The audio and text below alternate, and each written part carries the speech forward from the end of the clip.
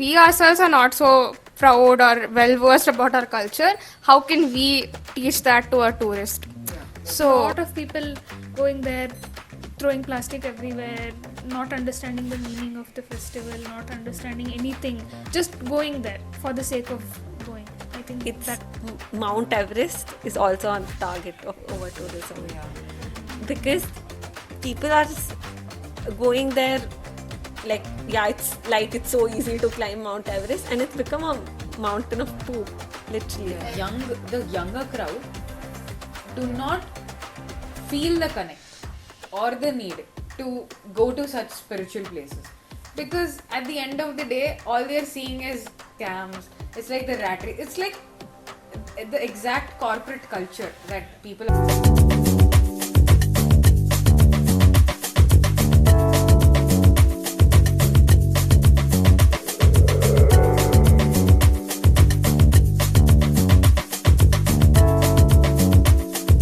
Is one of the best examples on how to control over tourism, because they restrict the number of people coming in. That is one.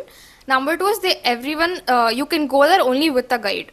So there are two. I mean, one thing is they'll explain about their culture. They'll explain about all the monuments. You get like a whole. It's not like you just going and randomly seeing a place, but you actually learn the history of the place. And they also prevent tourists from littering or doing any other kind of activities, because the guide is always with you. So in a way they're kind of controlling what the tourist does, the behavior of the tourists, and as well as only people who actually want to visit the place will pay that tax and go visit. Randomly, people who don't bother about it will not even consider going to Bhutan, because they'll be like, who will pay that tax and actually go visit? So only people who actually appreciate the culture, who really want to see the place, will go there. So there's genuine. also this other place. I was recently seeing one video about it. I forgot the name of the place. It starts with S. Singapore. Yeah. Singapore is also very strict with their rules and regulations. And they cane people. Even if those people are from another country, if they break the rule, they cane them. And that is just nothing for Singapore.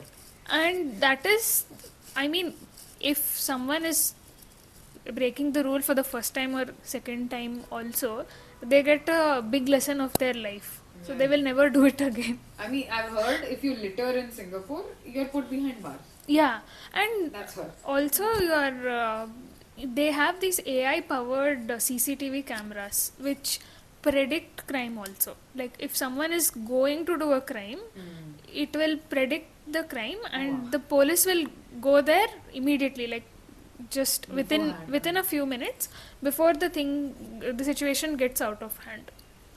And I think that is a kind of steps that we have to take to protect our own cities and places. And I think Northeast is doing a good job with that. That's doing really They good. keep the place really clean, and I forgot the name of the place where it is always very clean, like spotless. Meghalaya, yeah. And they are really good at, and women also are very safe over there. Women can walk around in the city at night, just like Singapore. I mean, the day I think people start respecting their culture, everybody will become sane. Because we have a blend of so many random things, we are so confused half the time that, what was I? So confused that you lose track of who you are. So you're just, you're basically a nobody, honestly, until you explore what exactly you are.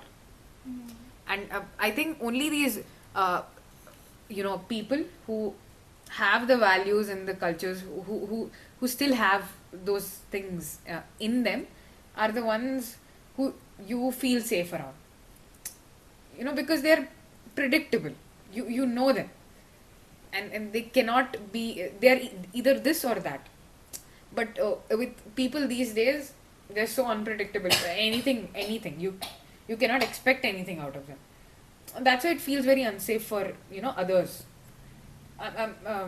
This being a lot of places, even in India, abroad, doesn't matter. everywhere. This is the major reason for it, I'm guessing. Places think like the- places like Goa, it's number one place for scammers, I feel. It's because because of over tourism. People want to go there. They the people there know that Goa has such demand. It's so easy to scam people there. Yeah. So that is one place, and I think because Goa was like that, they started promoting Gokarna as the alternative for Goa after that, and Gokarna is overcrowded now. Yeah. That is there. And there was another point that I wanted to add earlier. It's Mount Everest is also a target of over tourism. Oh yeah. Because people are going there it's so easy to climb Mount Everest, and it's become a mountain of poop, literally. Yeah. Everest Base Camp, they say it's like a once in a lifetime thing. So people just want to somehow go and do that. Yeah, so many people are going there, and it's not regulated because I think the government of that country want its main income is through tourism, because so many people from all over the world come to climb Everest. But again, so the people there are getting money, but they're not able to preserve the place for which Yeah. which Again, is the main it's reason for the The tourism. locals, they are the reason for the downfall of a popular tourist area. That's for sure. I think that what they're not understanding is they should preserve the place anyway. Otherwise, they won't get tourists and they won't get income. No, true. Eventually, Yeah. they're just They're they're not just thinking talking about the long-term long-term damages that they're impact. causing. They I are only think, worried about that day's money, that Yeah. month, that year. People have become very greedy. And one thing about the cultural point which you was talking about, I think when it comes to Indians, we ourselves are not very proud of our culture, and sometimes people don't really, understand the meaning of certain traditions, and few of them. No, I'm not saying everyone, but in that case, when we ourselves are not so proud or well versed about our culture, how can we teach that to a tourist? Yeah. So we ourselves need to understand. We ourselves need to, be more well versed with things to propagate that to tourists or teach them about it. So I think that's one thing which is lacking in India. But there are some changes that are being brought about. Like for example, in metro, you see. Like for example in Bangalore metro you see Karnataka, a lot of the famous places in Karnataka being displayed in the screens. You see pictures being put everywhere, so people will learn more about about places and the culture in general. So that those are like good initiatives, but they need to be more like that for tourists and in general people to understand things better. And another point about spiritual tourism is this is one thing which I have personally observed happens a lot in North India. Like temples are they've lost the essence of, it's a spiritual place, and people are not treating it like a spiritual place anymore. Like the pundits there, it's more of like a money making thing for them, institution for them. They see the increased number of people as a way for them to earn more money. Like you want to go see the god closer, you pay some money. You want some prasada, you pay some money. You touch the idol, you pay me money. Yeah, and I feel like somewhere it's lost the whole essence of it. If pundits and people who are supposed to be the part of the temple management do such things, how will the devotees even want to visit the place again? No one will want to go visit that place again. If this is the thing, why would anyone even want to visit that temple again? Like once they would come because it's a spiritual place and they want to see it. But if they see these kind of activities happening there, why would they want to go visit again? This is the very reason I feel like the younger crowd do not feel the connect or the need to go to such spiritual places. because at the end of the day, all they're seeing is, it's Scams. almost like, yeah, the scams. It's like the rat race. It's like the exact corporate culture that people are living in. It's you'll do anything for uh, to be up the ladder, pulling people down, throwing them, dethroning, whatever. That is happening in every single place. Now, what are you inculcating into the young minds? Even if you teach them culture, they are going to ask you questions like this because this is what they've been seeing. Now, even if, like you said, it's not just North India. I've seen it here also. Tirupati is the biggest example here in South India. Have you seen, devotees being, just pushed out of the way, and they stand in lines for days. Forget hours. Now it's gone to days. I mean, they have made all the facilities available. I understand. I'm not even condemning the facilities that the government has made, but the inside of that institution, you go there and you get a second. You either look or you look away, or the security forces are pushing you away. I mean, as a first, let's say, I mean, this was a personal experience. That's why I'm saying it this way.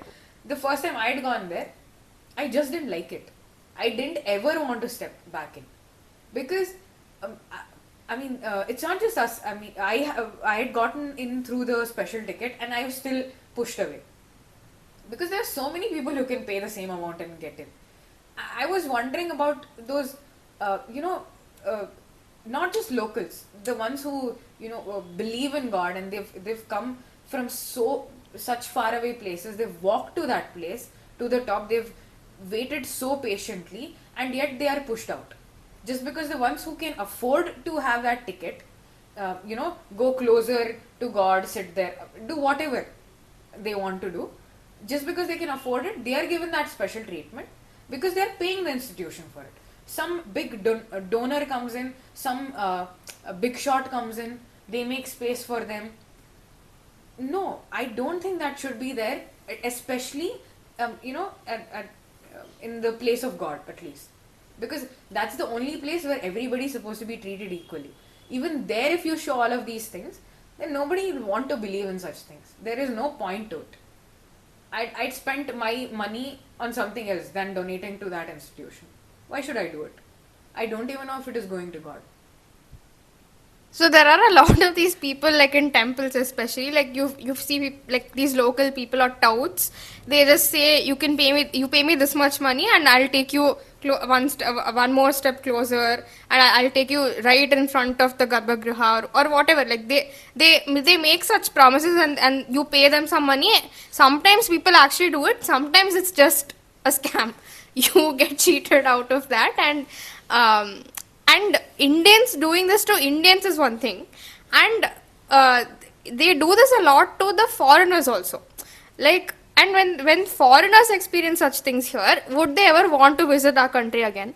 They would just have like a bad impression on the country as a whole. They would just think all Indians, they just cheat people, and they would never want to visit our country again. They just get a whole, like maybe it's one person who cheated them, but they would get an impression that Indians are like this. Indians, they're not ethical. Saint Philomena's last year when I had last year when I had been there, the crowd was manageable during Christmas. The crowd was like okay, not too much. But the next year and this year, when I heard about the crowd over there, it was like overflowing, too much.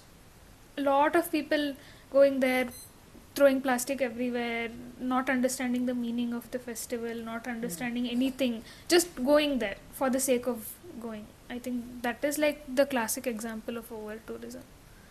Tourism in itself is a very good thing. It's important for cultural exchange and economic growth, but it should just be managed properly. Ensure the right information about the place is communicated to the tourists, and tourists don't harm the tourist place. And Fines. Yeah. And locals be responsible Yes. for their own places. Yeah, so I think when we taken those measures, I think it'll be a comfortable trip for both.